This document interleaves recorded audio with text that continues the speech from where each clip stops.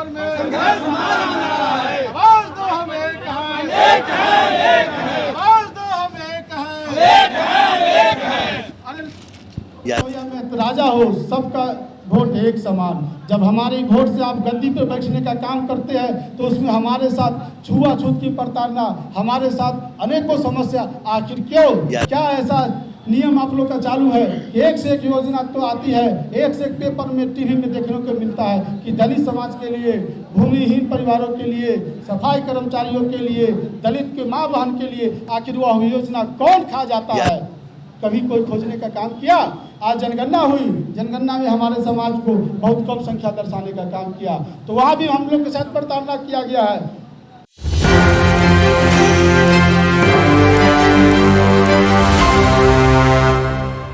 आज तक हम लोगों को छुआछूत से प्रताड़ना झेलना पड़ता है। हम लोगों को, मेरे माँ बहन भाई बंधु सफाई मजदूर में है। आज बड़े बड़े प्रधानमंत्री, बड़े बड़े नेता लोग कहते हैं कि स्वच्छ भारत, स्वच्छ भारत। आखिर स्वच्छ भारत को स्वच्छ भारत बनाने का भूमिका कौन निभाता है भाई?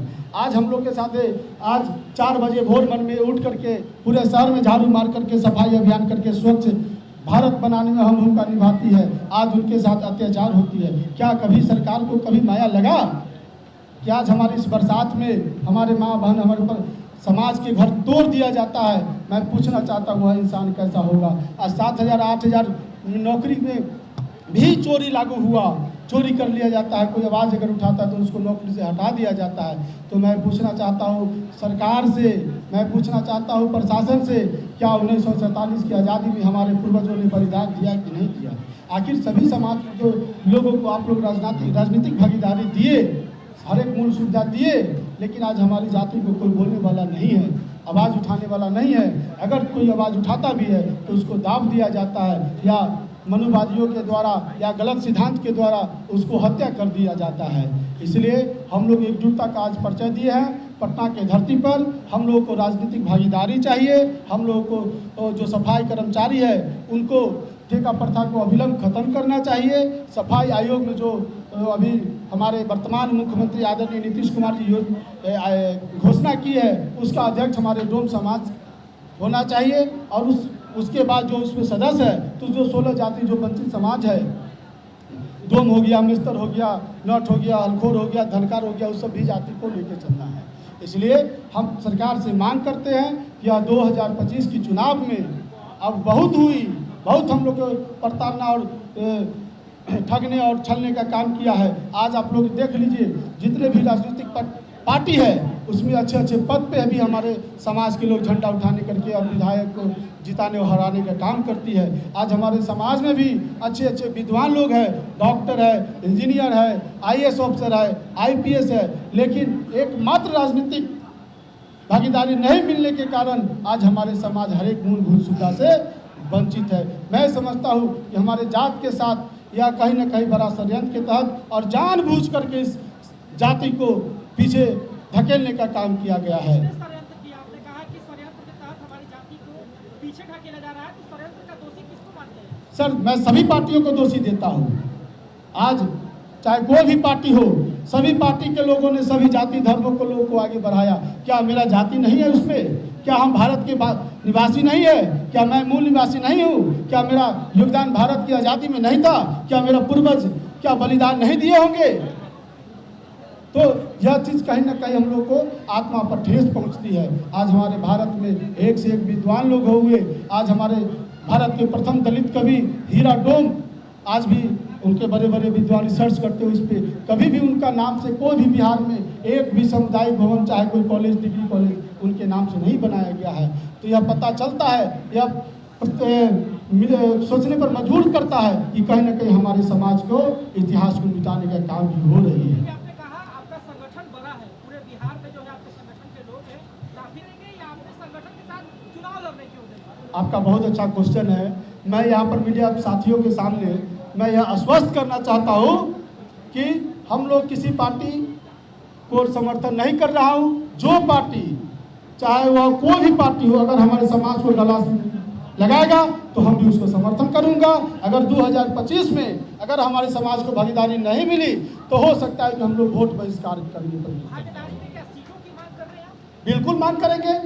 आज बाबा साहब ने कहा था कि मेहतर हो या राजा हो, सबका वोट एक समान। जब हमारे वोट से आप गद्दी पर बैठने का काम करते हैं तो उसमें हमारे साथ छुआछूत की प्रताड़ना, हमारे साथ अनेकों समस्या, आखिर क्यों, क्या ऐसा नियम आप लोग का चालू है कि एक से एक योजना तो आती है, एक से एक पेपर में टीवी में देखने को मिलता है कि दलित समाज के लिए, भूमिहीन परिवारों के लिए, सफाई कर्मचारियों के लिए, दलित के माँ बहन के लिए आखिर वह योजना कौन खा जाता है? कभी कोई खोजने का काम किया? आज जनगणना हुई, जनगणना में हमारे समाज को बहुत कम संख्या दर्शाने का काम किया, तो वहाँ भी हम लोग के साथ प्रताड़ना किया गया है। लोग को कम से कम 20 सीट मिलना चाहिए। जनसंख्या कितनी आपके बिहार में? हम लोग का 80 लाख प्लस जनसंख्या है। आज मैं बता देना चाहता हूँ एक चीज़ कि हम लोग की जाति एक छोटा मोटा कोई खिलौना और छोटा मोटा से समता के नहीं है। आप भारत के किसी भी कोना में जाइएगा तो डोम समाज की चर्चा होती है, सब जगह मेरा समाज है। अगर जरूरत पड़ेगा तो यही भारतीय डोम अधिकार मोर्चा पूरे भारत के लोगों और भारत के डोम समाज से आह्वान करके और दिल्ली के जंतर मंतर पर भी अनशन करने का काम करेंगे। आपने किसी पार्टी में गठबंधन करने का कुछ मांग को रखा है आपने? हम किसी भी पार्टी के लिए हम लोग तो अधिकार मांगते मांगते भैया 80 साल बिता चुके हैं। अब लगता है कि मांगने से जब नहीं मिलेगा तो हम लोग बाबा साहब के वंशज या छीन कर की भी लेने का ताकत रखते हैं संविधानिक तरीका से। इसलिए लोग को मन में है कि डोम समाज से नाला से शुरू होकर झाड़ू तक खत्म होता है, लेकिन ऐसा नहीं है। जब हमारे समाज के लोगों ने कलम उठाया तो संविधान लिखा और हथियार उठाया तो बिना कोरेगांव लिखाया। इसलिए हम लोग लड़ाकू विमान है और लड़ाकू संविधान के तहत संवैधानिक रूप से हम लोग अपना हक अधिकार लेकर रहे हैं। आप कहां से दावेदारी करेंगे इस बार? देखिए, अभी हम कुछ कहा नहीं जा सकता है और यहाँ कोई राजनीतिक पार्टी की बात नहीं हो रही है, यहाँ कोई दावेदारी की बात नहीं हो रही है।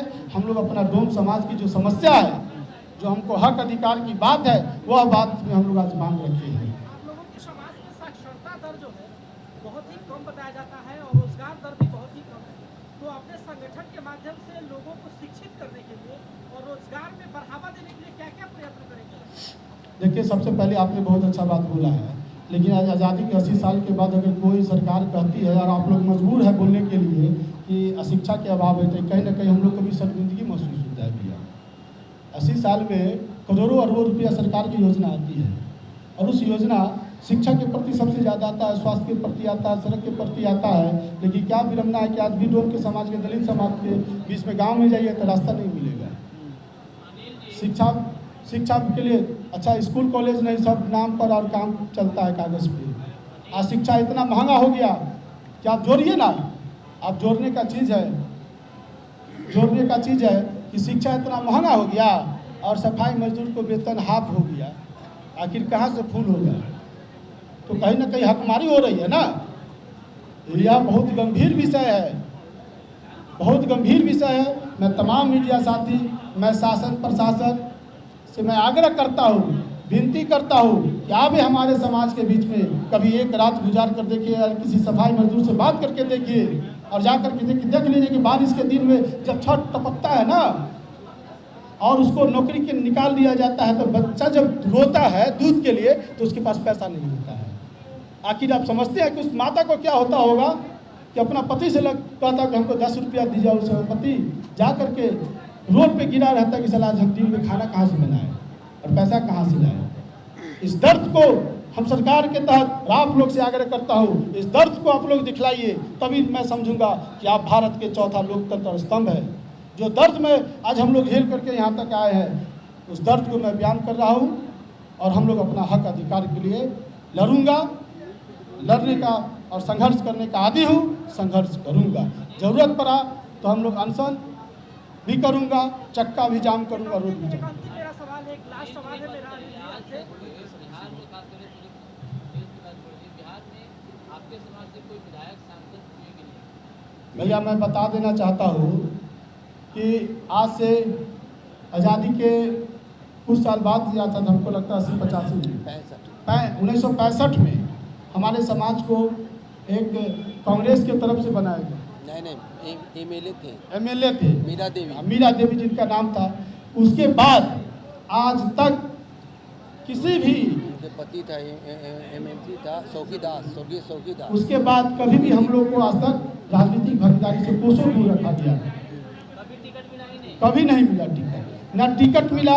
इतना बड़ा बड़ा आज लमसम 15-16 आयोग है, क्या उस आयोग में मेरा समाज का एक एक व्यक्ति को भी अगर 5 आयोग में बैठा देते तो क्या मेरा समाज उत्थान होता या नहीं होता? मैं आप ही लोग से पूछना चाहता हूँ, आज होता कि नहीं होता? आज हम लोग पैसा चंदा चुटकी करके हमारे समाज और जो समाज के शुभचिंतक लोग हैं, अदर जात के लोग भी हम लोग का सपोर्ट किए हैं और कार्यक्रम किए हैं, तो क्या आज हम लोग की आर्थिक स्थिति ठीक रहता तो हम लोग और भी आगे और मजबूत होंगे। लेकिन जिस तरह से हम लोग लड़ाई करते हैं, जिस तरह से पढ़ते हैं, आज हम लोग को कहीं ना कहीं हकमारी होता है। एक अंतिम सवाल रहेगा कि देखिए बिहार में अभी शराबबंदी, भैया शराबबंदी का हम सपोर्ट करते हैं, हम उसका समर्थक भी है, लेकिन जिस तरह से आज शराबबंदी के नाम पर लूट घसोट पूरे बिहार में चल रहा है, तो मैं सरकार से भी मांग करता हूँ कि आप दलितों पर अत्याचार बंद करो और जा कर के जितना एसपी, डीएसपी, डीएम और जितना थाना प्रभारी सब पहले उसका संपत्ति का जांच करो। आखिर उसका वेतन इतना है और उसका फ्लैट दिल्ली में, कभी कलकत्ता में तो कभी दिल्ली में कहाँ से फ्लैट आता है, फॉर्चूनर चले कहाँ से पैसा आता है? उस पर कभी कोई सरकार, कोई प्रशासन उस पर इनकम टैक्स कहाँ चली गई भैया? और हमारे समाज धोखा से भी अगर पी करके कहीं चला गया तो बेमतलब के ज़बरदस्ती उसको पकड़ेगा।